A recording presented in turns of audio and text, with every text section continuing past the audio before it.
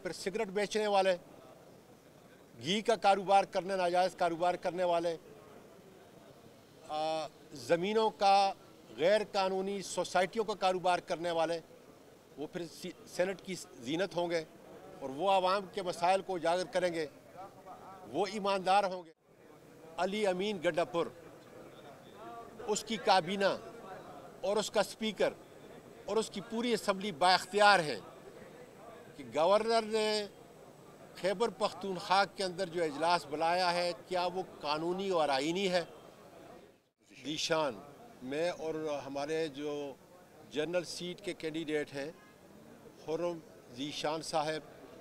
जो हमारे सेनेट के कैंडिडेट हैं, जिनके कागजात नामजदगी बदकिस्मती से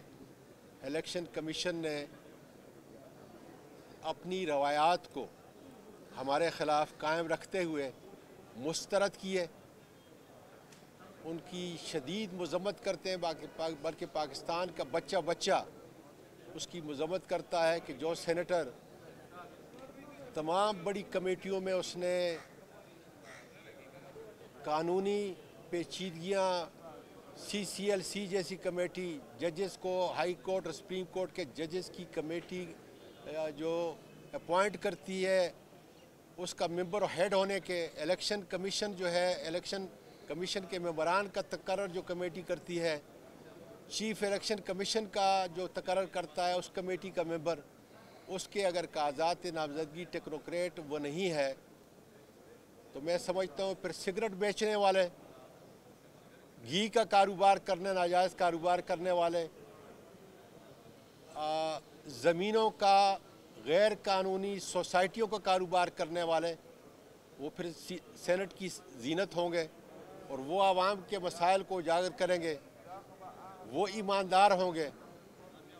तो उस लिहाज से मुझे टेक्नोक्रेट की सीट पे भी और जनरल सीट के ऊपर भी मेरे कागजात नामजदगी जो है मुस्तरद किए गए। खुर्रम ज़ीशान यूथ की पहचान है, पाकिस्तान में उभरता हुआ सितारा है। इमरान खान के हम दोनों सपाही हैं, उस कसूर में कि हम इमरान खान के साथ खड़े, हमारे कागजात नामजदगी जो है मुस्तरद हुए हैं। लेकिन इंशाअल्लाह ट्रिब्यूनल से हमें पूरी उम्मीद है कि कानून के मुताबिक इंशाअल्लाह फ़ैसला होगा और दूध का दूध और पानी का पानी होगा। हमने अपनी अपीलें जो हैं वो फ़ाइल कर दी हैं और जैसे ट्रिब्यूनल इंशाअल्लाह ताला यहाँ पे बैठेगा, हम अपने वकला के साथ कानून आइन के मुताबिक अपना मुकदमा पेश करेंगे और इंशाअल्लाह ताला जीत जो है वो हक़ की होगी। पाकिस्तान के जो मौजूदा हालात हैं अभी देख लें, इस डिगर तक पहुँच चुके हैं। मैं उस पर ज़्यादा बहस नहीं करना चाहता, इसलिए कि सूबाई खुद मुख्तियारी के तहत चीफ मिनिस्टर अली अमीन गड्डापुर, उसकी काबीना और उसका स्पीकर और उसकी पूरी असम्बली बाइख्तियार है कि गवर्नर ने खैबर पख्तूनख्वा के अंदर जो इजलास बुलाया है, क्या वो कानूनी और आईनी है। एक कानून के तालिब इल्म की हैसियत से मैं नहीं चाहता कि मैं इसके ऊपर जो है कोई बहस करूँ, इसलिए कि ये मेरे दायरे इख्तियार से तजावज़ कर जाएगा और मेरा ख़्याल है कि उन्होंने काबीना का इजलास जो है बुला लिया है और ज़ाहिर है कि मुशावरत होगी, जो कानूनदान हैं, जो आइन के रूह रवा हैं, और उसके बाद इंशाअल्लाह वो फैसला करेंगे। अच्छा, ये बताएं, एक तो मौजूदा सियासी सूरत-ए-हाल पर बताएं कि IMF से कर्ज जो है ना मिलने का इम्कान है, मज़ीद महंगाई आएगी, शराइत सख्त होंगे। दूसरा है कि आप पहले भी सेनेटर रह चुके हैं, अगर आप अब अहल नहीं है तो पहले किस तरह अहल थे, अगर पहले अहल थे तो अब क्यों ना अहल है, थोड़ा सही बताएं। 19 साल से हूँ, शायद एक आध और सेनेटर होगा जो मुझसे ज़्यादा, जिस तरह रज़ा रब्बानी शायद होगा और एक आध दूसरे होंगे, तो मैं सबसे सीनियर लेजिस्लेशन के अंदर भी और पार्लियामेंटेरियन की हैसियत से भी सबसे ज़्यादा सीनियर हूँ। लेकिन वही है कि चूँकि इमरान खान के साथ खड़ा हूँ ملک پاکستان کی خوشحالی اور اس کے مستقبل کے ساتھ کھڑا ہوں، اس کی سزا جو ہے ظاہر ہے کہ ہمیں بھگتنی پڑے گی۔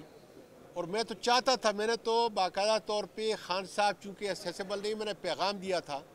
کہ جب آپ جیل کے اندر ہیں، پارلیمنٹ سے باہر ہیں، تو اعظم سواتی کو کیا ضرورت ہے پارلیمنٹ میں جانے کی؟ لیکن دوستوں کے اصرار کے اوپر جو ہے پھر میں نے اپنے کاغذات نامزدگی جو ہے داخل کی ہے،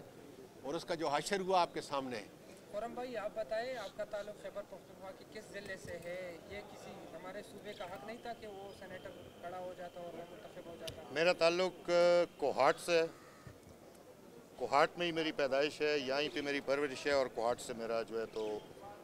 آبائی تعلق ہے، ابھی کا نہیں۔ سینیٹر صاحب یہ بتائیے کہ آپ نے جو کاغذات جمع کیے تھے وہ سنی اتحاد کونسل میں تھے یا پی ٹی آئی کے؟ نہیں دیکھیں، کلیریفائی کر دیں، اور ساتھ ہی ہم نے آزاد ایسی اعتراضات کیا تھے آپ؟ سارے جو ہے وہ جو کے پی کے اندر خیبر پختونخوا کے اندر ہم نے کاغذات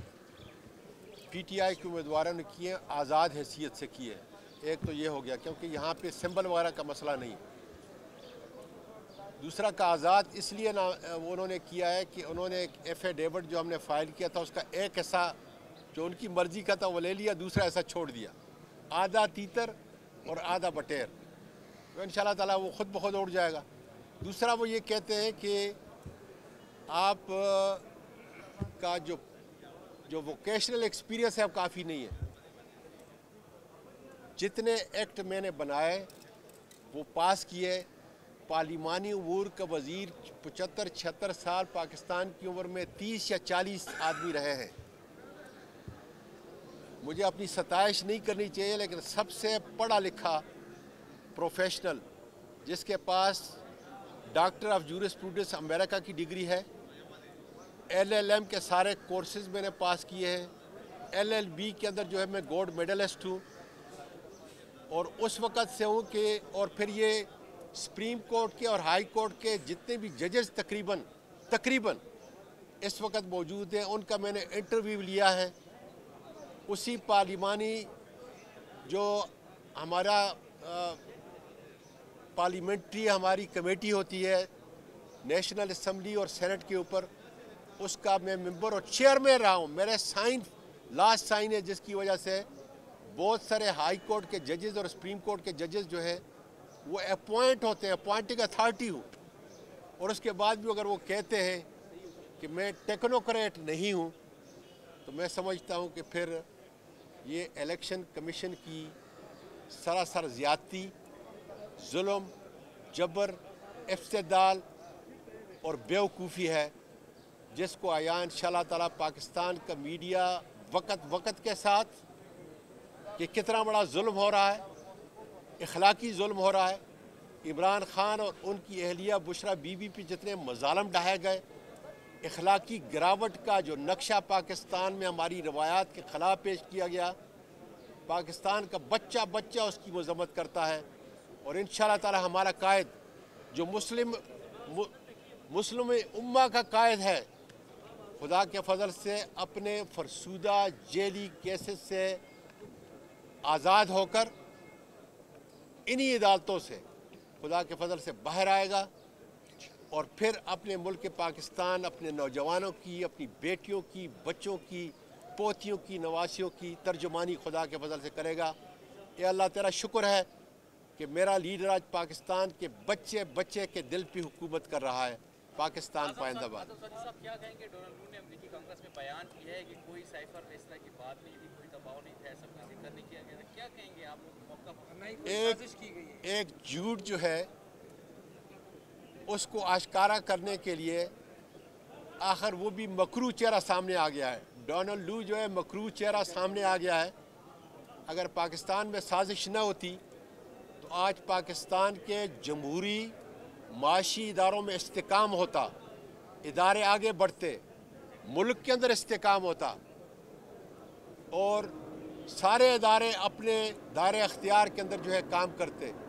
لیکن وہ سارا کچھ اسی سازش کے تحت جو ہوا، اور آپ دیکھ لیں کہ پاکستان کس طرف جا رہا ہے۔ اللہ کرے میرا پاکستان بچ جائے، اس کے اندر خوشحالی ہو، اس کے اندر امن ہو، माशी इस्तेकाम आए। IMF हमारे दुखों का मदावा नहीं है, बल्कि हमने अपने आप पर खुद खड़ा होना है और एक खुद मुख्तियार मुल्क की हैसियत से 24 करोड़ लोगों के सर दुनिया के अंदर हमने ऊपर उठाने। बहुत बहुत शुक्रिया।